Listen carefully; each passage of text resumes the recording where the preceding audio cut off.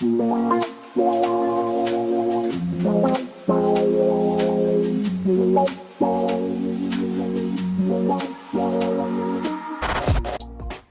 guys, welcome to Gallant Tech, another video of Mate30 Pro. It's a hands-on review. Talking about the phone, this phone was released on 2019, September 19th.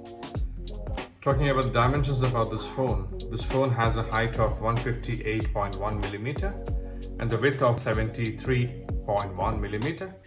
Gives you a depth of 8.8 millimeter and the weight is 198 grams. It comes with 6.53 inches of OLED screen, gives you a 2400 on 1176. It has a 409 ppi, has an HDR10 and has a Gorilla Glass. This comes with a case, which is a plastic case. You can put it on.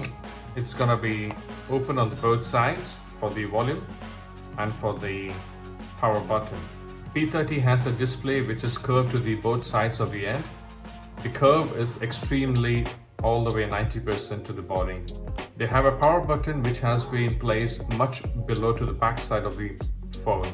So when you use it, it reaches because of the two sides of the screen is way too much deep. There is no volume rocker on this phone. In case you want to activate a volume rocker, you have to tap either sides and the volume rocker activates. So you can reduce it up and down, or it's this way, up and down. It's for the both-handed user, guys. And talking about the camera, we have a 40 megapixel camera, aperture of 1.6, 40 megapixel of ultra wide, has an aperture of 1.8, has a 8 megapixel of telephoto of 2.4 aperture, has a 3D depth as well. Talking about the front camera, they have a 32 megapixel aperture of 2.0 and it gives you a depth 3D as well. It runs on the Android 10 and has a Kirin 990 and the GPU is 16 core of Mali G76. It has a turbo GPU as well. It has 8 gigabytes of RAM and 256 of internal storage, which is expandable with a dedicated Huawei memory card. It has a 4500 milliampere, 40 watts of supercharge. It has a 27 watts of wireless charging. Reverse charging can be done on this phone as well, like the other phones now. Provides you with the, talking about the supercharge, they have the adapter of 40 watts, which is inclusive in the box, with the Type-C charging to the USB charging. The phone I have is a Chinese 5G version here, and it is IP68 water resistance.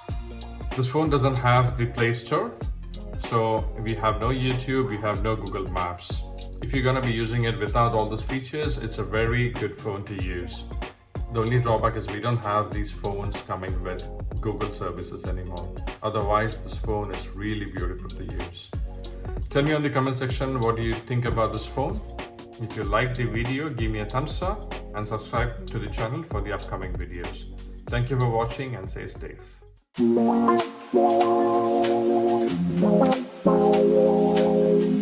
Like